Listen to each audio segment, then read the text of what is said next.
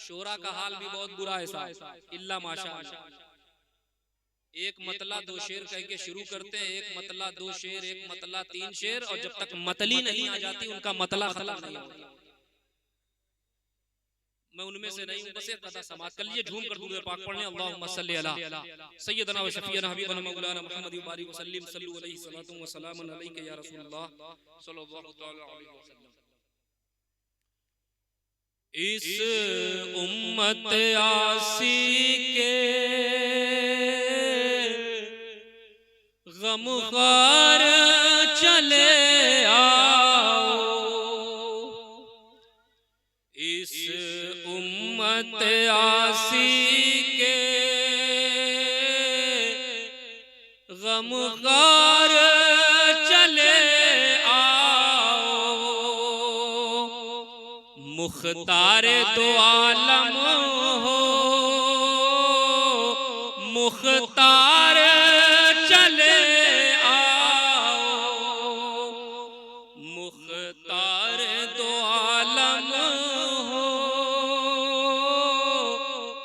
एक बार चले आओ। और मुद्दत से तमन्ना थी तशरीफ लाएंगे, मुद्दत से तमन्ना थी तशरीफ लाएंगे, आका लो बज़्म सजा ली है, सरकार चले आओ, आका लो बज़्म सजा दी है, सरकार चले आओ। झूम कर दुरूद पाक पढ़ लें। सय्यदना व शफीना हबीबना मौलाना मुहम्मद व बारिक वसल्लिम सल्लल्लाहु अलैहि सलातु व सलामुन अलैका या रसूलल्लाह सल्लल्लाहु तआला अलैहि वसल्लम। दोस्तों, तमाम अहले इस्लाम ये मुत्तफ़क़ा अक़ीदा है कि कुरान खुदा का बेमिसल कलाम है। कुरान खुदा की बेमिसल किताब है, सबका इस पर इत्तेफाक। वो किसी भी फिरके से ताल्लुक रखता हो, किसी भी तबके से ताल्लुक रखता हो, सबका इत्तेफाक है कि कुरान खुदा की बेमिसल किताब है, कुरान खुदा का बेमिसल कलाम है, सबका इस पर इत्तेफाक है। अब यहीं से सवाल जन्म लेता है कि ये जो कुरान खुदा का बेमिसल कलाम है, क्या इसलिए बेमिसल है कि खुदा का कलाम है?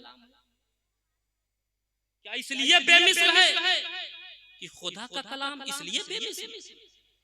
अगर खुदा के कलाम होने की वजह से बेमिसल, खुदा की किताब होने की वजह से बेमिसल, तो खुदा की किताब तो और भी है। तौरेत भी खुदा की किताब, इंजील भी खुदा की किताब, ज़बूर भी खुदा की किताब, और कुरान भी। और कलाम इलाही होने में, अल्लाह का कलाम होने में सब बराबर।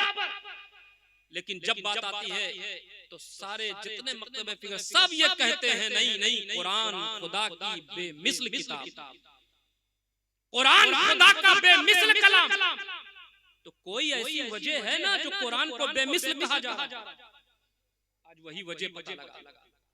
देखो, तौरेत खुदा का कलाम, ज़बूर खुदा का कलाम, इंजील खुदा का कलाम, लेकिन इस कुरान को जो बेमिसल कहा जा रहा है, उसकी वजह ये है कि इस कुरान को निस्बत मेरे मुस्तफा से है। जिस तरह मेरा नबी सारे नबियों में बेमिसल है, वैसे उसका लाया हुआ कलाम सारे कलाम में बेमिसल। जिस तरह मेरा नबी सारे नबियों में बेमिसल है, वैसे उसका लाया हुआ कलाम सारे कलामों में बेमिसल, उसकी लाई हुई किताब सारी किताबों में बेमिसल। अब यहीं से गोशा दोस्तों और उभर कर सामने आता है कि जिसको मेरे नबी से निस्बत हुई वो बेमिसल, जिसको जिसको मेरे रसूल से निस्बत वो बेमिस्ल, कुरान को निस्बत कुरान बेमिस्ल, हदीस को निस्बत हदीस बेमिस्ल, सहाबा को निस्बत सहाबा बेमिस्ल। अजीजान मिल्लत इस्लामिया अबू बकर को निस्बत तो अबू बकर सदाकत में बेमिस्ल, उमर को निस्बत तो उमर अदालत में बेमिस्ल, उस्मान को निस्बत तो उस्मान सखावत में बेमिस्ल, अली को निस्बत तो अली शुजाअत और तिहारत और नजाबत में बेमिस्ल, और ऐसा बेमिस्ल। अल्लाहू अकबर। एक वाकया ज़हन में आ रहा है, सुना दूं? आए हैदरी कमेटी वालों, हैदर कर्रार का एक वाकया ज़हन में। अली के घर में 3 दिन से फाके थे। अली के घर में 3 दिन से कुछ खाने को नहीं था। उधर अबू जहल को पता चल गया। अबू जहल हमेशा इस ताक में रहता था कि कब किसी ईमान वालों का मजाक उड़ाया जाए, उनकी मजा ली जाए, उनको जलील किया जाए, उन्हें रुसवा किया जाए। लेकिन मेरे दोस्तों, हमारे यूपी की जबान में कहावत बहुत मशहूर है, अल्लाह जिसे रखे उसे कौन चखे। सुन रहे हैं ना आप लोग? अज़ीज़ाने मिल्लत इस्लामिया, मैं सोच रहा हूँ इस्लामपुर शहर में हूँ, बंगाल के कुछ ऐसे इलाकों में जाता हूँ कि वहाँ लैंग्वेज बहुत कम समझ पाते हैं, कुछ ऐसे इलाके, ठीक है। लेकिन मैं इसको जान रहा हूँ कि मैं इस्लामपुर शहर में हूँ, अल्हम्दुलिल्लाह सब उर्दू जबान से अच्छे से वाकिफ है ना। एक वो आ गई बात कि मुंबई का एक मराठी था, मराठी समझते हैं जो महाराष्ट्र में रहते हैं, उसको उर्दू से बड़ी उनसियत थी, बड़ी मोहब्बत थी, बहुत लगाव था। तो उसने अपने लोगों से पूछा, मुझे उर्दू सीखना है, उर्दू बोलना सीखना है, ये बताओ सबसे अच्छी उर्दू हिंदुस्तान में कहाँ सिखाई जाती है, कहाँ पर? तो किसी ने उससे कहा कि हिंदुस्तान में सबसे अच्छी उर्दू जो लखनऊ में बोली जाती है। इतना शौक था, इतनी मोहब्बत थी उर्दू से, इतना लगाव था कि मुझे सीखना है। और फिर उसके बाद वो मुंबई से ट्रेन पकड़कर लखनऊ चला आया साहब, इतना लगाव थी उर्दू से। और लखनऊ में जैसे ही ट्रेन से उसको धक्का मारा, बाहर निकला, चप्पल लड़खड़ाया, चप्पल टूट गई। अब जब चप्पल टूट गई तो मोची ढूंढना शुरू किया, जो चप्पल को टाकते हैं, सीते हैं। तो किसी ने कहा कि वहां पर मोची है। जब गया, करीब पहुंचा, धूप बहुत चिलचिलाती हुई, बड़ी चिलचिलाती धूप, वहां पहुंचा, मोची से कहने लगा, भाई मेरी चप्पल टूट गई है, इसे सी दो, इसे टाक दो। तो मोची ने कहा, भाईजान तपिश ज्यादा है, लिहाजा आप शजर के नीचे बैठ जाएं। भाईजान तपिश ज्यादा है, लिहाजा आप शजर के नीचे बैठ जाए। वो मराठी मोची को ऊपर से नीचे तक देखता है और देखने के बाद कहता, बाबा जब यहाँ मोची की उर्दू इतनी खतरनाक है तो सिखाने वाले की उर्दू कितनी खतरनाक। तो मैं उनमें से नहीं हूँ कि इतनी गाड़ी बात करूंगा कि जिसके लिए आपको लखनऊ की, दिल्ली की डिक्शनरी खोलनी पड़े। ऐसी बात करूंगा कि कमजोर से कमजोर फील्डर हो वो भी कैच करे। तो अली के घर में 3 दिन से फाके हैं। अबू जहल को पता चल गया। अब अबू जहल के दरवाजे पर एक साइल आ गया, कहने लगा, मुझे कुछ दे दो, मेरी 2 बच्चियां जवान हैं, शादी का इंतजाम करना। अबू जहल कहने लगा, बहुत ठीक टाइम पे आए हो। एक घर बताता हूँ, दर बताता हूँ, पता लिख कर देता हूँ, एड्रेस सही लिख कर देता हूँ, वहां चले जाओ, कहीं जाने की जरूरत नहीं पड़ेगी। बात तो बिल्कुल सही कह रहा था, लेकिन सारी बात हसद में कह रहा था, जलन में कह रहा था, जेलसी में कह रहा था। उस साइल ने कहा, जल्दी बताओ उस आदमी का नाम जिससे चल जाए मेरी जिंदगी भर का काम। बोला, नाम भी बताऊंगा, पता भी बताऊंगा, एड्रेस सही लिख कर दे दूंगा, लेकिन जब वहां जाओ पूछे भेजा किसने है तो मेरा नाम मत बताना। ये चुगलखोर लोग होते हैं ना, चुगलखोर लोग। ए हजरत फला हजरत आपको ऐसा कह रहे थे, लाहौल बिला कुव्वत, उनको ऐसा नहीं कहना चाहिए था। उधर पहुंचा, ए हजरत फला हजरत आपको ऐसा कह रहे थे, लाहौल बिला कुव्वत, उनको ऐसा नहीं कहना चाहिए। लड़ा दिया, 2 हजरत लड़ गए, 2 खानकाहें लड़ गई, 2 पीर लड़ गए, 2 खानदान लड़ गए। ये चुगली खाने में क्या मिलता है बताओ? बताओ चुगली आपके इस्लामपुर के एतराफ में कहीं चुगली खेतों में पैदा होती है? बोलो, कहीं इस्लामपुर शहर में कहीं किसी दुकान पे चुगली बिकती है? अरे जब दुकान पे बिकती नहीं, खेतों में पैदा होती नहीं, तो फिर खाते क्यों? अरे भाई खाने वाली चीज खाओ, दाल खाओ, चावल खाओ, सब्जी खाओ, लड्डू खाओ, बहुत शौक है जूता खाओ। चुगली खाने में क्या मिलता? वो चुगलखोर और था जो चुगली खा के कब्र में गया था, अंदर अजाब हो रहा था। अल्लाह के रसूल का गुजर हुआ तो अल्लाह के रसूल सल्लल्लाहु अलैहि वसल्लम ने उसकी कब्र पर कुछ हरी शाखें रखकर तखफीफे अजाब कर दिया, अजाब में कमी होगी। सोचो इस आलम में चुगली खा के तुम इस दुनिया से गए दोस्तों, तो बताओ तुम्हारी कब्र में कौन नबी कौन रसूल आए? अल्लाह ताला हम सबको चुगलखोरों से और चुगली से बचाए। आमीन कह दो। कहां नाम मत बताना। अब उसको नाम लिखकर अबू जहल ने दिया, किसका? मौलाए कायनात मौला अली मुश्किल कुशा का। वो साहिल अली के दरवाजे पर पहुंचा, कुंडी को खटखटाया, मौलाए कायनात अंदर से बाहर आए। उस साहिल ने जैसे अली का चमकता चेहरा देखा, चापलूसी शुरू कर दी। ऐ अली तुम सलामत रहो, तुम्हारा मकान सलामत रहे, तुम्हारी तिजारत सलामत रहे, ऐ अरब के सबसे बड़े रईस। चापलूसी की इंतहा देखिए, कह रहा है अरब के सबसे बड़े रईस। मौलाए कायनात मुस्कुराए, अच्छे मूड में थे। फरमाया तुझे किसने बताया मैं अरब का सबसे बड़ा रईस हूं? तुझे किसने बताया मैं अरब का सबसे बड़ा रईस हूं? तो कहने लगा सरकार जिसने बता के भेजा है उसने अपना नाम बताने के लिए मना किया। तो मौलाए कायनात फरमाते हैं कि जब तक तू नहीं बताएगा उसका नाम, तब तक नहीं बनेगा तेरा काम। अब जब देखा नाम नहीं बताता तो काम नहीं बनता, तो फट से इधर देखा, फट से उधर देखा, बोला अबू जहल देख पूरा नाम बता दिया।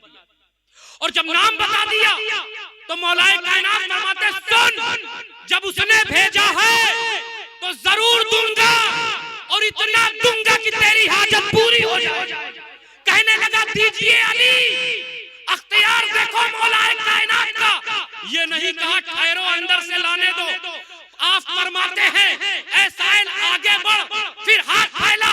उस साहिल ने देखा न मौलाए कायनात के हाथ में कुछ, न साथ में कुछ, न जेब में हाथ डाल रहे हैं, न अंदर जा रहे हैं। कहने लगा अली अंदर से तो कुछ लाइए, फिर हाथ फैलवाइए।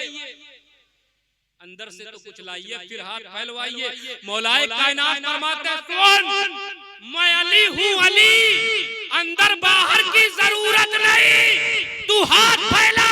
उस साहिल ने हाथ फैलाया, अली ने लब से लब मिलाया, जबान को हिलाया, अल्लाहू अकबर। लबहाए मुबारक को जुम्बिश होने लगी, वो गुले कुद्स की पत्तियां झड़ रही है। मौलाए कायनात कुछ पढ़ रहे हैं, और पढ़ने के बाद उस साहिल की मुट्ठी में छू कर दिया, फूंक दिया। फूंकने के बाद कहा इसे बंद कर ले। उस साहिल ने बंद कर लिया। मौलाए कायनात ने कहा जा जा, न तू देखना न किसी और को दिखलाना, जिसने तुझको मेरे पास भेजा है सबसे पहले उसी को दिखो। फरमाया न तू देखना न किसी और को दिखलाना, जिसने तुझको मेरे पास भेजा है सबसे पहले उसी को दिखलाना। अब वो साहिल हाथ वहां से मौलाए कायनात के दरवाजे से चले जा रहा है, मुट्ठी मले जा रहा है, चले जा रहा है, मुट्ठी मले जा रहा है। ए अल्लाह मन है का दिखाएंगे का, खाली छुए तो किए, खाली फूकबे तो किए हैं, एमन है का दिखाएंगे का। और उधर अबू जहल ने बड़े बड़े हिटलरों को, दीन के व्यापारियों को अपने बगल में बिठा रखा है। आओ देखो मजाक हो रहा है, अली के घर में 3 दिन से कुछ खाने को नहीं, फाका चल रहा है। मैंने एक साहिल को भेजा है, अभी कुछ नहीं मिलेगा तो मजा ली जाएगी, मजाक उड़ाया जाएगा। लेकिन मैंने कहा ना, अल्लाह जिसे रखे उसे कौन चखे।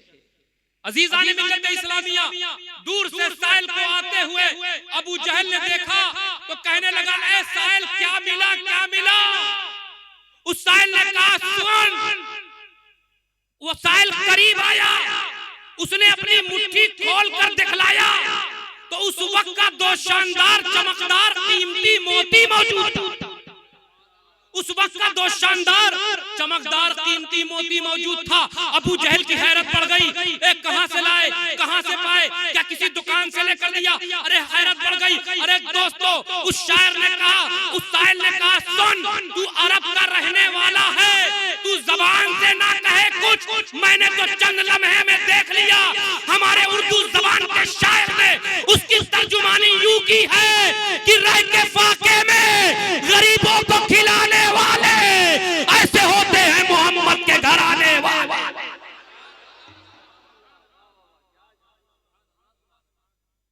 अबू जहल कहने लगा, कहां से पाए, कहां से लाए, कहां से लिया? क्या किसी दुकान से लेकर दिया है? क्या किसी मकान से खरीद कर दिया है? उस साहिल ने कहा, सुन, अली ने इस कीमती मोती को न किसी दुकान से लेकर दिया है, न किसी मकान से लेकर दिया है, बल्कि अली ने इस कीमती मोती को अपनी जबान से दिया है। कहा क्या पढ़ा था? कहा अपने आका का नाम लिया था, अपने आका पर दुरूद पढ़ा था। मैं सोचने लगा, अल्लाह अल्लाह, जब अली के छू का ये आलम है तो अली के अल्लाहू का क्या आलम होगा, और जब अली की ये शान है तो अली के नबी की क्या शान। जब उनके गदा भर देते हैं शाहाना ज़माने की झोली, अरे मोहताज का जब ये आलम है, मुख्तार का आलम क्या। अजीज़ान मिल्लत इस्लामिया, तो जिसको रसूल से निस्बत, वो बेमिस, वो बाज़मात, हर महीने में 12 है मियाँ, हर महीने में 12 है, लेकिन 12 रबीउन नूर को मुस्तफा से निस्बत तो 12 बाज़मात। और मैं अक्सर कहता हूँ, हम सुन्नियों के पास जश्न 3 हैं, हम सुन्नियों के पास महफिलें 3 हैं, एक दीन लाने वाले की, एक दीन फैलाने वाले की, और एक दीन बचाने वाले की। और अल्हम्दुलिल्लाह हम तीनों का जिक्र करते हैं, तीनों के नाम पे महफिल सजाते हैं। सुनो, हम जश्न मिलाद मनाते हैं सिर्फ ये बतलाने के लिए कि हम उस रसूल का जश्न मनाते हैं जो रसूल दीन लाने वाला, और गौसे आजम का उर्स, गरीब नवाज का उर्स, महबूबे इलाही का उर्स, हज़रत अलाउल हक मंडवी का उर्स, शेख यहिया मुनैरी का उर्स, इन अल्लाह वालों का उर्स इसलिए मनाते हैं कि ये दीन फैलाने वाले हैं, और जिक्र हुसैन इसलिए करते हैं ताकि पता लग जाए कि करबला का इमाम दीन बचाने वाला। हम तीनों का जिक्र करते हैं, तीनों के नाम पे महफिल सजाते हैं, और कुछ ऐसे हैं जो तीनों से महरूम हैं। तीनों की बात आती है तो शिर्क है, बिदअत है, हराम है, न इन्हें शिर्क की डिफिनेशन मालूम, न इन्हें बिदअत की डिफिनेशन मालूम, न इन्हें हराम की डिफिनेशन मालूम, बस रटा दिया गया। क्या किया गया है? रटा दिया गया है। क्या किया गया है? अजीज़ान मिल्लत इस्लामिया, माहौल खूबसूरत है, और सुनेंगे, आगे बढ़ूंगा। मुझे ऐसा लग रहा है कि आप बहुत थक गए, हालांकि थका मैं हूं, कई दिन से मुसलसल सफर कर रहा हूं। सुनने का मूड है, मैं जबरदस्ती नहीं सुनाऊं। अब मैं उस तरफ आ रहा हूं जो महफिलों का मकसद, महफिलों का मकसद है, महफिलों में मकसद के तहत आया करें। अज़ीज़ान मिल्लत इस्लामिया, माहौल खूबसूरत है, मेरी दुआ है कि इस खूबसूरत माहौल में आप भी खूबसूरत हो जाएं। वक्त का तकाजा है कि हम माहौल को खूबसूरत बनाएं, और वक्त हमसे ये भी मुतालबा कर रहा है कि हम सूफिया कराम, बुजुर्गान दीन की तालीमात और उनकी रवायात को जिंदा करें। बस थोड़ी देर आप मेरा साथ दे दें, उसके बाद इंशाअल्लाह तकरीर। दोस्तों, आज मैं इस यकीन, इस नजरिए और इस अकीदे के साथ यहाँ खड़ा हूँ कि जहाँ आप हजरात मेरी बात सुन रहे हैं बैठकर, मैं इस यकीन के साथ यहाँ खड़ा हूँ, जहाँ आप हजरात मेरी बात सुन रहे हैं वहीं से मदीने के ताजदार गुंबदे खजरा से भी मेरी बात सुन रहे हैं। दोस्तों, वक्त हमसे मुतालबा कर रहा है, तकाजा कर रहा है कि हम अपने अजीम खानकाहों के पैगामात को नश्र करें, और उसमें सबसे अहम और बुनियादी चीज जो है वो ये है कि हम और आप सब मिलकर अपने अंदर इत्तेहाद पैदा करें। क्या पैदा करें?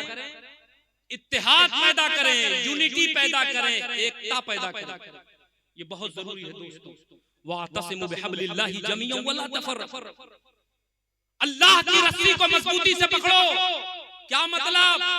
बट कर ना रहो, जुदा जुदा ना रहो, अलग अलग ना रहो, बल्कि एक हो जाओ, मुत्तहिद हो जाओ।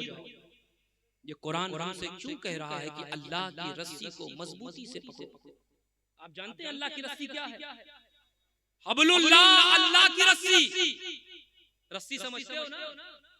बोलो, बांधते हो ना रस्सी? अल्लाह की रस्सी की बात हो रही है। अल्लाह की रस्सी को मजबूती से पकड़ो। तो ये अल्लाह की रस्सी है क्या? इस सिलसिले में मुफस्सिरीन इकराम की 3 तफसीर मेरी नजरों से गुजरी। हब्ल की जो तफसीर है वो 3 बस शॉर्ट में मैं समझा दूं। पहली तफसीर, बाज़ मुफस्सिरीन फरमाते हैं कि अल्लाह की रस्सी से मुराद अल्लाह का दीन है। क्या है? अल्लाह का दीन। क्या माना हुआ? अल्लाह के दीन को मजबूती से पकड़ो। अब फिर सवाल पैदा होता है कि अल्लाह का दीन है क्या? तो फिर जवाब मिलेगा इन्ना दीन इंदल्लाहिल इस्लाम, अल्लाह का दीन इस्लाम है। तो क्या मतलब हुआ?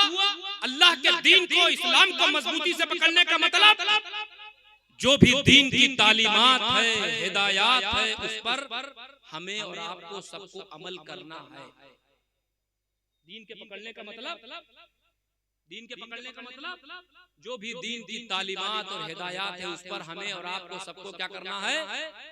अमल करना। पकड़ने का मतलब ये है दोस्तों, पकड़ने का मतलब ये नहीं है कि हजरत हमने दीन को पकड़ रखा है। कैसे पकड़ रखा है? कहा बस पकड़ रखा है दीन को? कैसे पकड़ रखा है? कहां पकड़ रखा है?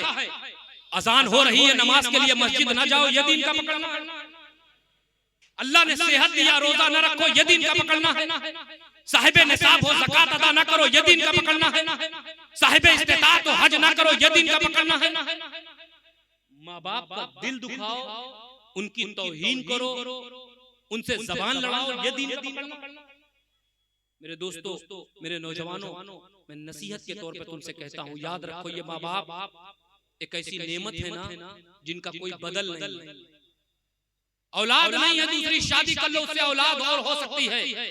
दूसरी शादी कर सकते हो, लेकिन माँ बाप नहीं रहे तो याद रखो दूसरे कोई माँ बाप मिलने वाले नहीं। इस पूरी बॉडी पर 2 एहसान सबसे बड़े हैं। एक एहसान जिसने हमें पैदा किया, अल्लाह तबारक व तआला, और दूसरा सबसे बड़ा एहसान जिसके जरिए हमें पैदा किया, वो माँ बाप। इसीलिए उलमा फरमाते हैं अल्लाह की जितनी भी इबादत कर लो, उस इबादत का हक अदा नहीं कर सकते, और माँ बाप की जितनी भी खिदमत कर लो, उस खिदमत का हक अदा नहीं कर सकते। उस खिदमत का हक अदा नहीं कर सकते। अजीज़ान मिल्लत इस्लामिया, जिस दौर से हम गुजर रहे हैं, फितनों का दौर है। आज एक भाई दूसरे भाई को अपने से ज्यादा कामयाब नहीं देखना चाहता। एक खानदान दूसरे खानदान को अपने से ज्यादा कामयाब नहीं देखना चाहता। लेकिन वाहिद रिश्ता इस दुनिया में बाप का है कि एक बाप अपने से ज्यादा अपनी औलाद को कामयाब देखने में फख्र महसूस करता है। एक माँ अपने से ज्यादा अपने बच्चों को, अपनी बच्चियों को सुकून में देखकर सुकून महसूस करती है। अज़ीज़ान मिल्लत इस्लामिया, तो मैं अर्ज कर रहा था, झूठ बोलो ये दीन का पकड़ना है, गीबत करो ये दीन का पकड़ना है, दहेज की मांग करो शादियों में, ये दीन का पकड़ना है, शादियों में डेक लगा के गाने चलवाओ, ये दीन का पकड़ना है, शादियों में दहेज की मांग करो, ये दीन का पकड़ना है, गीबत करो ये दीन का पकड़ना है, चुगलखोरी करो ये दीन का पकड़ना है। नहीं प्यारे, ये सब बेदीनी है। फिर दीन के पकड़ने का मतलब क्या है? तो सुनो, 5 वक्त की नमाज तुम पर फर्ज है, पढ़ना होगा। रोजा तुम पर फर्ज है, रखना होगा। साहिबे निसाब हो तो ज़कात तुम पर फर्ज है, देना होगा। साहिबे इस्तिताअत हो तो हज तुम पर फर्ज है, करना होगा। अल्लाह ने तुम्हें दौलत दिया है तो गरीबों की मदद करना होगा, बेवाओं का सहारा बनना होगा, यतीमों के सर पे शफकत का हाथ फेरना होगा। और सुनो, अल्लाह ने तुम्हें बेटा बेटी जैसी नेमत से नवाजा है, तो उनकी शादी जब करो तो उनकी शादियों में डेक लगा के गाने नहीं, कोई गैर शरई उमूर नहीं, यहूदियों के कल्चर नहीं, गैर मजहबों के रस्म रिवाज नहीं, बल्कि अपने बेटे शादियों में जिक्र खुदा और जिक्र मुस्तफा की महफिल का इनेकाद करना। दोस्तों यही पैगाम इस्लाम का है और यही पैगाम इस्लाम लाने वाले पैगंबर इस्लाम का। और दूसरी तफसीर भी सुन ले, बाज़ मुफस्सिरीन फरमाते हैं कि अल्लाह की रस्सी से मुराद कुरान है। बस मैं समेट रहा हूं अपनी बात को। बाज़ मुफस्सिरीन फरमाते हैं कि अल्लाह की रस्सी से मुराद कुरान। यहाँ क्या माना हुआ, यहाँ क्या मतलब हुआ, यहाँ भी वही माना वही मतलब जो भी कुरान की तालीमात है, हिदायत है, उस पर हमें और आपको अमल करना है। लेकिन अफसोस के साथ कहना पड़ रहा है, ये कड़वी बातें आसानी से समझ में नहीं आती। आज स्टेज पर जो लच्छेदार बातें करे वो समझ में आती है। आज हमारा स्टेज कानों का चस्का पूरा किया जा रहा है स्टेजों से। अजीज़ाने मिल्लत इस्लामिया में अर्ज़ कर रहा था, कुरान की तालीमात और हिदायत पर अमल करना तो दूर, आज हमारे नौजवान बच्चे बच्चियां 2-2 घंटा 4-4 घंटा मोबाइल की स्क्रीनों पे वक्त गुजार देते हैं, लेकिन 10 मिनट 15 मिनट 20 मिनट कुरान की तिलावत करने के लिए उनके पास वक्त नहीं। मुझे बताओ प्यारे, अगर इस कुरान को हम नहीं पढ़ेंगे, हम नहीं समझेंगे, तो क्या इसे गैर समझेंगे जो इसे मिटाने की नापाक साजिशें रच रहे हैं? मेरे अजीज, इस कुरान को तुम पढ़ो, तुम समझो, ताकि पता लग सके कि तुम्हारा रब तुम्हें कैसा बनाना चाहता है और आज तुम कैसे बनते नजर आ रहे हैं। ये कुरान हम पढ़ें, हम समझें, ताकि हमें पता लग सके कि हमारा रब हमें कैसा देखना चाहता है और आज हम कैसे दिखते हुए नजर आ रहे हैं। अफसोस के साथ कहना पड़ा, ये कुरान हमें याद कब आता है? जब कसमें खाना हो तब कुरान याद आता है। हमने समझा ये कुरान इसलिए आया है कि मौलाना साहब, इमाम साहब इसकी आयतों को निकालकर ताबीज बनाकर दे दे। कुरान सिर्फ इसलिए आया, हमने ये समझा। याद रखो, कुरान किताबे हिदायत है, कुरान हमारी सरबलंदी की अलामत है, कुरान हमारे जीवन का संविधान है। याद रखो। लेकिन कुरान याद कब आता है?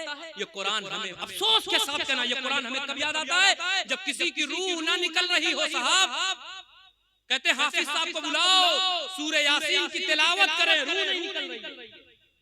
इसी पर अल्लामा इकबाल तड़पे थे, कहा नादान तू कुरान को मारने के लिए इस्तेमाल कर रहा है।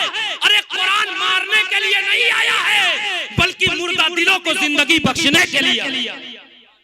क्योंकि जो कुरान से जुड़ जाता है, तवज्जो, जो कुरान से जुड़ जाता है, फिर कुरान उन्हें मरने नहीं देता। अगर यकीन नहीं है तो मैदाने करबला में देखो, जब कुरान पर यजीदियत की मर्ज लगी, यजीदियत की गर्द लगी, तो हुसैन उठ खड़े हुए, कहा कुरान हम तेरी इज्जतों को पामाल होने नहीं देंगे, अपना जवान भतीजा, अपना बेटा कुर्बान कर देंगे। ऐ कुरान हम तेरी इज्जतों को पामाल होने नहीं देंगे, अपना जवान भतीजा कुर्बान कर देंगे। ऐ कुरान हम तेरे कवानीन की धज्जियां उड़ने नहीं देंगे, अपना मासूम अली असगर कुर्बान कर देंगे। ऐ कुरान हम तुझे मिटने नहीं देंगे, अपना खानदान लुटा देंगे। ज़ैनब हुसैन की बहन खड़ी हो गई, ऐ कुरान हम तेरी इज्जतों को पामाल होने नहीं देंगे, अपने दोनों औना मोहम्मद को कुर्बान कर देंगे। तो कुरान ऐलान करता है, ऐ नबी के घर वालों, जब तुम मुझे मिटने नहीं दोगे तो हम भी तुमसे वादा करते हैं कि करबला की धरती पर तुम्हारे 72 टुकड़े हो जाए, कयामत तक हम तुम्हें मरने नहीं देंगे, कयामत तक हम तुम्हें मरने नहीं देंगे, कयामत तक हम ऐलान करते रहेंगे। वला तक़ूलू लिमन युक़्तलु फ़ी सबीलिल्लाहि अम्वात बल अह्याउ वलाकिन ला तशऊरून।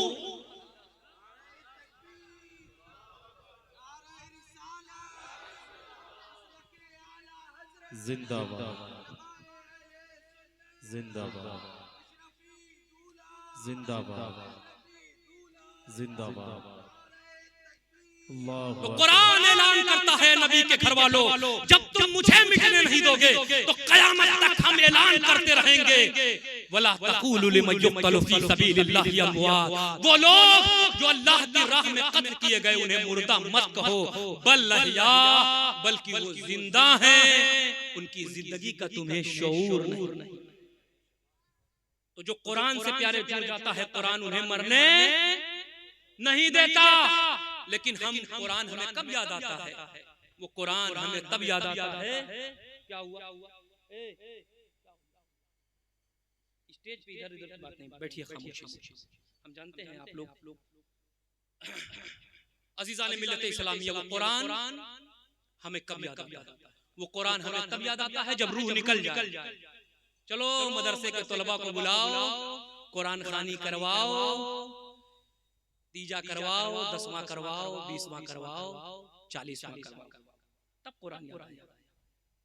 खुशियों में कुरान याद नहीं आता, हमें गमों में कुरान याद आता है, तकलीफों में कुरान याद आता है, परेशानियों में कुरान याद आता है। हमें कुरान कब याद आता है? जब शादी होती है, दुल्हन को घर के अंदर लाते हैं तो वो कुरान के साए में ले आओ कहते हैं दुल्हन को, ताकि मुसीबत अंदर ना आने पाए। यानी कुरान एक स्कैनर है जो मुसीबतों को खींच लेता है।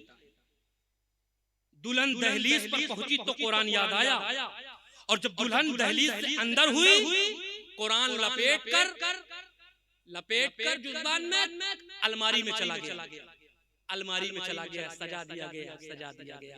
और जिसकी इज्जत बनी थी, वो दुल्हन जिस पर हलाल हुई थी दूल्हे पर, उस बेगैरत ने अभी नहीं देखा। और वीडियोग्राफी करने वाले फोटोग्राफर उसकी वीडियो बना रहे हैं, उसकी फोटो बना रहे हैं, कभी क्लोज करके उसके होठों की सुर्खियां दिखा रहे हैं, गैर महरम का खल्तमल्त हो रहा, कभी उसके जेवरों की नुमाइश, कभी उसके दहेज की नुमाइश। उस वक्त कुरान याद नहीं आया।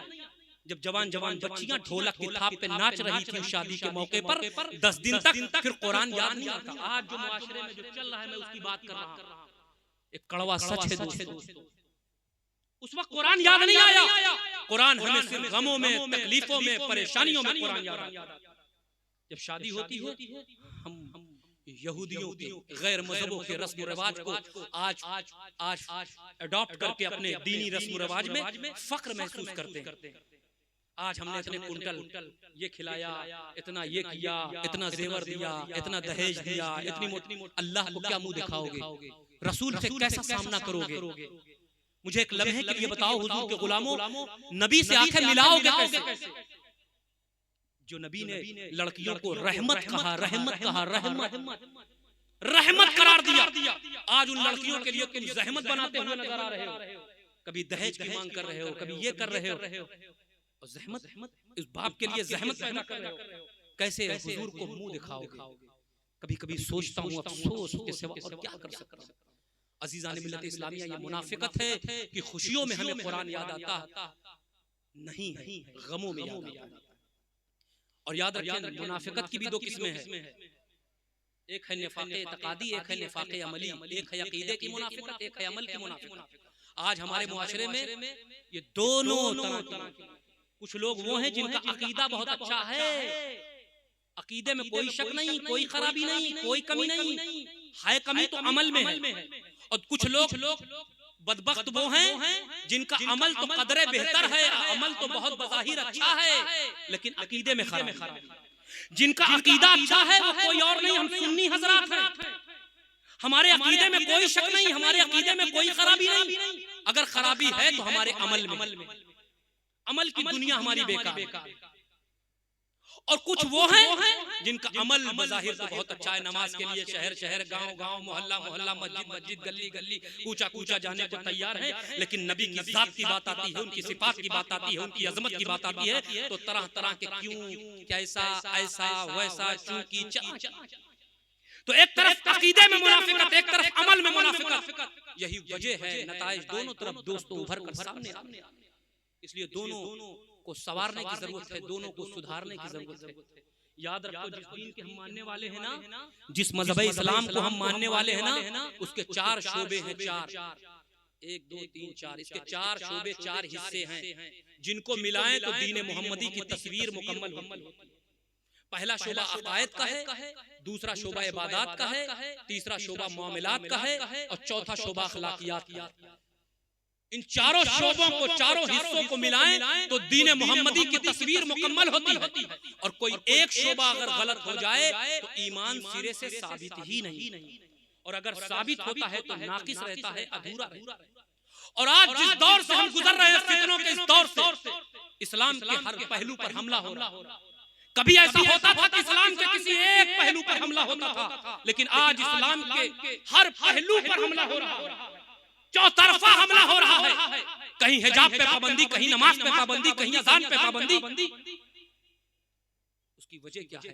हमने दीन का वो हिस्सा तो ले लिया जिसका ताल्लुक ज़ौक़ के साथ है, शौक के साथ है, उस हिस्से को छोड़ दिया जिससे अमल करने से तबीयत पर बोझ पड़ता था, जिसमें इसार था, जिसमें कुर्बानी थी, जिसमें बलिदान था। दीन का वो हिस्सा पकड़ लिया जिसमें आसानी थी, फातिहा नियाज पकड़ लिया, नियाज पकड़ लिया, नमाज छोड़ दिया। नियाज में क्या करना था? पकाना था, दुकान से खरीद के लाना था, फातिहा करा देना था, नियाज पकड़ लिया।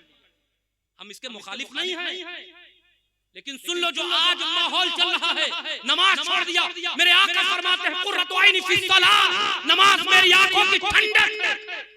आज तुम इस्लामपुर में नमाज पढ़ते हो, नमाज तुम पढ़ते हो, और गुंबदे खजरा के मक्की की आंखों को ठंडक गुंबदे खजरा में पहुंचती रहती है। आज याद रखो, आज जिसकी पुष्ट पर हाथ रखो आशिक रसूल बना बैठा है जलसों में, जिसकी पुष्ट पर हाथ रखो नबी का आशिक। आज ये हाथ झंडे बनते हैं, नबी के नाम पे उठाओ, हाथ झंडे बनाओ। याद रखो, जो तवज्जे याद रखो, ये जो झंडे बना रहे हो ना, ये हाथ चाहे जितने झंडे बना लो, अगर नबी नमाज नहीं पढ़ते तो ये काम आने वाले नहीं। और नमाज की बात आई तो सुन लो, मेरे आका सल्लल्लाहु अलैहि वसल्लम इरशाद फरमाते हैं, मेरा दिल चाहता है मैं मुअज्जिन से कहूं मस्जिद नबवी में अजान दो। मेरे तुम्हारे आका फरमाते मेरा दिल चाहता है मैं मुअज्जिन से कहूं मस्जिद नबवी में अजान दो। आका फरमाते हैं मैं मदीने की गलियों में चला जाऊं और अजान सुनकर जो अपने घरों से निकलकर मस्जिद नबवी को नहीं आते, हमारे तुम्हारे आका फरमाते हैं मेरा दिल चाहता है मैं उन घरों को मकीनों के समेत आग लगा दूं, उन घरों को आग लगा दूं। मुझे एक लम्हे के लिए बताओ, जो नबी बेनमाजियों के घरों को आग लगाना चाहते हैं, वो कल बरोज़े हश्र उन्हें सीने लगाएंगे। मुगालते में मत रहो, गलत फहमी में मत रहो। एक लम्हे के लिए सोचो, जो नबी बेनमाजियों के घरों को आग लगाना चाहते हैं, वो नबी तुम्हें कल सीने लगाएंगे। आज जिसकी पुष्ट पर हाथ रखो आशिक रसूल, सूफिया क्या फरमाते हैं, बुजुर्गान दीन फरमाते हैं, कोई तुमसे कहे नबी से इश्क है, मोहब्बत है, चुप कर जाओ, जवाब ही मत दो। जवाब दोगे तो फंस जाओगे, खामोश रहो। अगर कोई तुमसे पूछे नबी से इश्क है, मोहब्बत है, बुजुर्गान दीन फरमाते चुप करो, जबान मत खोलो। कहा हुजूर क्यों, हमें तो मोहब्बत है। कहा नहीं, सुनो, अगर तुमने कहा इश्क नहीं हुजूर से, अगर कहा इश्क नहीं हुजूर से तो काफिर होते हो, काफिर। और अगर कहा इश्क नहीं हुजूर से तो काफिर, और अगर कहा इश्क है हुजूर से तो झूठे और मुनाफिक। क्योंकि रसूल के आशिक तुम्हारे जैसे नहीं होते कि नमाज ना पढ़े और रसूल के आशिक हो, चेहरे पे दाढ़ी ना सजाएं और रसूल के आशिक हो, झूठ बोलें और रसूल के आशिक हो, माँ बाप का दिल दुखाएं और रसूल के आशिक हो, गीबत करें और रसूल के आशिक हो, शादियों में गैर मजहबों की रस्म रवाज को एडॉप्ट करके डालकर फक्र महसूस करें और रसूल के आशिक हो, दहेजों की मांग करें और रसूल के आशिक हो, यहूदी कल्चर को अपनाकर फक्र महसूस करें और कहें रसूल के आशिक नहीं। रसूल का सच्चा आशिक कौन, सच्चा मुहिब कौन, सच्ची मोहब्बत करने वाला कौन? गौसे आज़म फरमाते हैं सुनो, नबी का सच्चा आशिक वो है जो किसी शय का मालिक ही नहीं होता, जो किसी चीज का मालिक ही नहीं होता, बल्कि उसके हर चीज के मालिक खुद मुस्तफा होते हैं। क्या मतलब? घर उसका होता है, निजाम मुस्तफा का चलता है, बेटे उसके होते हैं, तालीम मुस्तफा की चलती है, बेटियां उसकी होती है, पर्दा रसूल का चलता है। अज़ीज़ान मिल्लत इस्लामिया, इस वक्त हम जिस तेजी के साथ लादीनियत के दलदल में फंसते जा रहे हैं, हमारी जिंदगियां गैर इस्लामी खुदूद पर चल रही है, हमारी अमली जिंदगी से इस्लाम निकलता जा रहा है। अज़ीज़ान मिल्लत इस्लामिया वो घर जिनकी चार दीवारियों में कुरान पाक की तिलावत का नूर गूंजना था, नूर गूंजना था, आज वहां गाने गूंज रहे हैं, फिल्मी गाने गूंज रहे हैं। हमारे उम्मत मुस्तफा की वो बेटियां जिनकी पुष्ट पर कभी गैर महरम की नजर नहीं पड़नी थी, आज उनके बरहना जिस्म फहशी लिबास धारण करके बाजारों की जीनत बन रहे। वो कुरान जो हमारी जोलियों से जुदा नहीं होना था, आज अलमारियों में सजा सवरा है, पढ़ने वालों का इंतजार कर रहा। अजीज़ाने मिल्लत इस्लामिया, वो मस्जिदें जो नमाजियों से भरी रहनी थी पांचों वक्त, आज उनकी चटाइयां नमाजियों की मुंतजिर है, इंतजार कि पढ़ने वाला।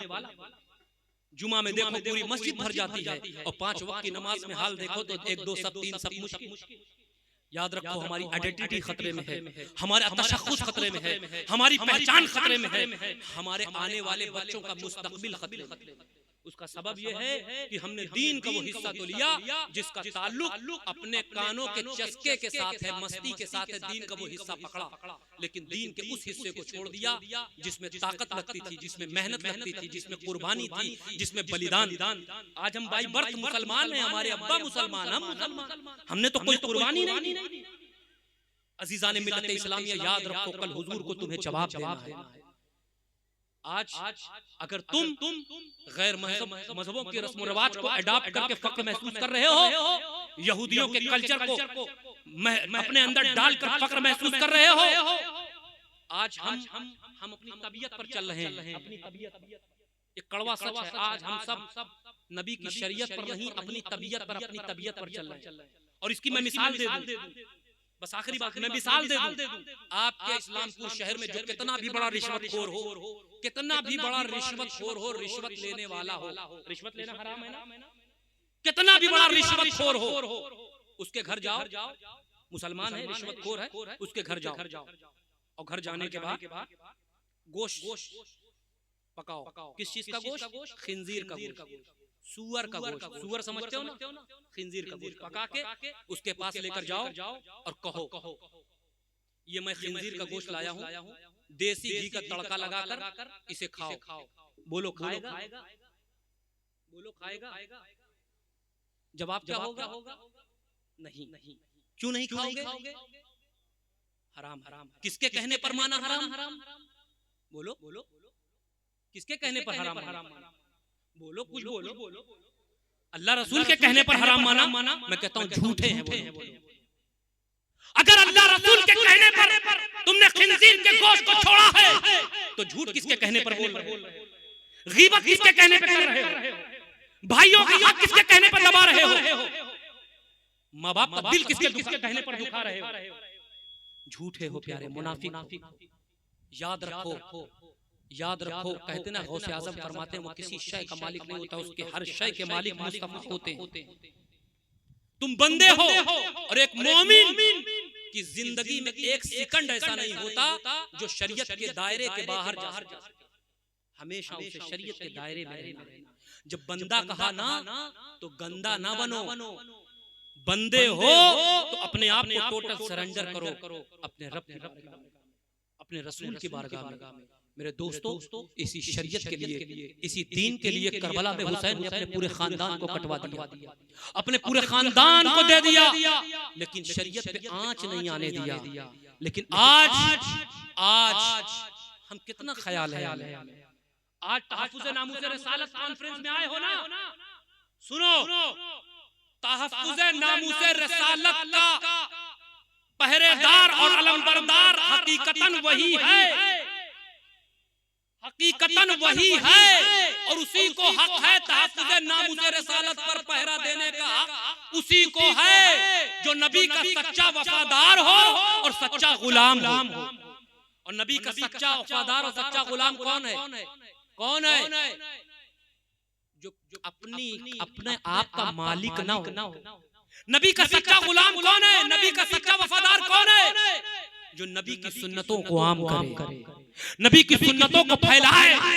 एक छोटा सा वाकया, हजरत उस्मान गनी, हजरत सैयदना उस्मान गनी एक मर्तबा हौज पर वजू बना रहे हैं और मुस्कुराए जा रहे हैं। सहाबा ये मंजर देख रहे हैं। जब हजरत उस्मान गनी वजू बनाकर उतरे, नमाज पढ़ाई, नमाज पढ़ाने के बाद हजरत उस्मान गनी जाने लगे, तो सहाबा कराम में से एक सहाबी निकले, कहा ए उस्मान, आज क्या बात थी? आज आप अकेले वजू बनाए जा रहे हैं और मुस्कुराए जा रहे हैं, वजू बनाए जा रहे हैं, मुस्कुराए जा रहे हैं, वजह क्या है? वजह क्या है? सुनना प्यारे, कौन है तहफ्फुज़ नामूस रिसालत का पहरेदार? ये लोग। कहा उस्मान क्यों मुस्कुरा रहे? कहा मुझे इसकी वजह तो नहीं मालूम, मुझे इसकी वजह तो नहीं मालूम लोगों कि मैं क्यों मुस्कुरा रहा था, लेकिन हाँ इतना जरूर है कि एक मर्तबा इसी हौज पर मेरे नबी वजू बना रहे थे और मुस्कुरा रहे थे, वो ख्याल उस्मान को आ गया, वो ख्याल था, मेरी गैरत को ये गवारा ना हुआ कि उस्मान सादगी से वजू बनाए, मेरे नबी का ख्याल आया तो उस्मान मुस्कुराने लगे। छोटी सी सुन्नत भी मुस्तफा की छोड़ नहीं रहे हैं और आज हम हजारों सुन्नतों को तर्क कर रहे हैं। आज हमारा क्या हाल है? आज यहूदियों ने जो साजिशें रची वो अपनी साजिशों में कामयाब हो गए। वो जानते थे कि मुसलमानों से इस्लाम को मिटाया नहीं जा सकता आसानी से, इनके सामने मैदान में उतरकर इनका मुकाबला किया नहीं जा सकता, तो क्या करो इनके घर में घुस जाओ और इनको बदअमल बदकिरदार बना सीरियल की शक्ल में, फिल्मों की शक्ल में इनके घर में पहुंचाओ और ऐसे ऐसे लिबास पहनाओ जो इनके इस्लाम में मना है। इनकी औरतों को फहशी लिबास पहनाओ जो इनका इस्लाम इजाजत नहीं देता, इनके घर में डाल दो। ये मजबूर होकर फैशन देखकर, दिखावा में, शो ऑफ में बह जाएंगे और ये अपना लिबास, अपना पर्दा हटाकर हमारा लिबास धारण, उन्होंने अपना लुकमा हमारे। मेरे दोस्तों आज औरतों की पर्दे की बात आई, सुन लो मेरे दोस्तों, हातिम ताई की बेटी एक गैर मजहब की बेटी एक जंग के दौरान आ गई, कैदी बनकर आ गई, गैर मजहब की बेटी थी, कैदी बनकर आ गई, धक्के मुक्के में उसके सर से दुपट्टा गिर गया।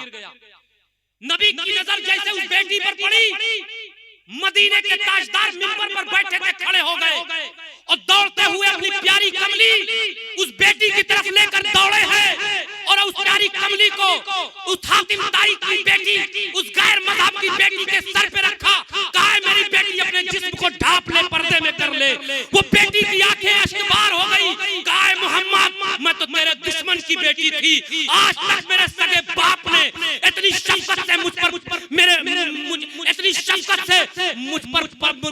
मेरे सर पर दुपट्टा नहीं डाला, मेरी माँ ने इतनी शफकत से कभी मेरे सर पर दुपट्टा नहीं ओढ़ाया, मैं तो तुम्हारे दुश्मन की बेटी थी, फिर ऐ मोहम्मद इतनी शफकत और मेहरबानी क्यों? तो सुनना मेरे नबी फरमाते हैं, ऐ बेटी सुन, तू मोहम्मद की शरीयत से वाकिफ नहीं है। अरे मोहम्मद की शरीयत में बेटी बेटी होती है, काफिर की हो या मुसलमान। नारे रिसालत, मसलके आला हजरत, तहफ्फुज़े नामूसे रिसालत कॉन्फ्रेंस, उलमाए अहले सुन्नत। मेरी माओ बहनों, अगर ये भाई की आवाज आपके कानों तक टकरा रही है, मुझे एक लम्हे के लिए बताओ, मैं तुम्हें दावत फिक्र देता हूँ। जो नबी काफिर की गैर मजहब की बेटी का नंगर सर देखा तो मदीने का ताजदार तड़प गया, तपती हुई रेत पर दौड़ पड़ा। आज उस नबी की उम्मत की बेटियां बेपर्दा हो रही है, उस नबी के दिल पर क्या बीती होगी। सैयदा कायनात की सीरत को अपनाओ, सैयदा कायनात की सीरत को अपनाओ। मेरी बहनों बात आ गई तो सुन लो, फिजा कनीज हैं, इमामे हसनैन करीमैन सैयदा के घर की नौकरानी है, नौकरानी। और हाल ये था कि जब हबशा में थी तो 1000 खादिमाएं उनके पीछे आगे दौड़ा करती थी, उनको गुस्ल खाने हम्माम तक पहुंचाने ले जाती थी। इतना रोब दबदबा था फिजा का, इतना इज्जत और जलाल था फिजा की, इतना रोब दबदबा था फिजा का। हबशा में जब थी तो 1000 खादिमाएं उनके आगे पीछे चला करती थी, उनको गुस्ल खाने में, उनको इधर उधर ले जाने में घेर कर लेकर चलती थी। इतना रोब दबदबा, सब कुछ तर्क किया, सब कुछ छोड़ दिया और नबी के हाथ पर कलमा पढ़कर मुशर्रफ इस्लाम हो।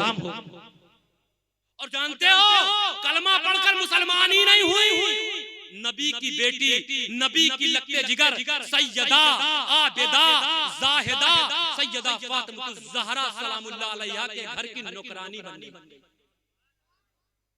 इतनी इज्जत और जलाल छोड़कर नबी की बेटी के घर की नौकरानी बन गई। कभी घर में झाड़ू लगाती है तो कभी चक्की पीसती है तो तो कभी हसनैन का झूला झुलाती हैं, कभी हसनैन करीमैन का झूठा बर्तन साफ करती हैं। औरतों की आदत होती है ताना देने की। फिजा को भी कुछ औरतों ने ताना दे दिया, ए फिजा तुमने क्या हाल बना लिया है अपना। जब तुम हबशा में थी तो 1,000 खादिम आए, तुम्हारे आगे पीछे चला करती थी। वो रोब दबदबा छोड़कर तुम कभी देखती हूँ तो सैयदा के घर की कभी चक्की चलाती हो, कभी झाड़ू मारती हो, कभी झूला झुलाती हो, कभी बर्तन मांजती हो। क्या हाल बना लिया है फिजा। उन औरतों का ताना देना था। फिजा अभी वो कटोरा जिसमें इमाम हसनैन करीमैन को भी दूध पिलाया था, वही कटोरा लेकर उछालती है आसमान की तरफ। कहा आए और तो सुनो सुनो, हाँ हाँ जब मैं हबशा में थी तो 1,000 खादिमाएं मेरे आगे पीछे चला करती थी। लेकिन सुन, जब से मैं सैयदा के घर की नौकरानी बनी हूँ, जब से मैं सैयदा के घर की नौकरानी बनी हूँ, अरे जिब्रील आते हैं तो फिजा को सलाम करके आते हैं और जाते हैं तो फिजा को सलाम करके जाते हैं। अज़ीज़ान मिल्लत इस्लामिया, ये है कुर्बानी, ये है बलिदान, ये है सैक्रिफाइस। आपने नहीं दिया, आपको देना पड़ेगा। जिस दौर से हम गुजर रहे हैं फितनों का दौर है, इस्लाम के हर पहलू पर हमला हो रहा है। हुजूर के गुलामों, अगर तुमने होश के नाखून अब न लिए तो याद रखो आने वाले बच्चों का मुस्तकबिल बहुत खतरे में है, बहुत खतरे में है। इसलिए खुदा के लिए ये जलसा फर्ज नहीं है, नमाज फर्ज है। नबी की शरीयत को अपनाओ। तहफ्फुज़े नामुस रसालत पर अगर पहरा देना है ना तो नबी के सच्चे गुलाम बन जाओ, नबी के सच्चे वफादार बन जाओ। और नबी का सच्चा वफादार गुलाम वही है जो नबी की सुन्नतों को आम करे, नबी की सुन्नतों को अपनाए और नबी के बताए हुए लाए हुई शरीयत पर अमल करे। वही नबी का सच्चा गुलाम है और उसी को नामुसे रसालत पर पहरा देने का हक।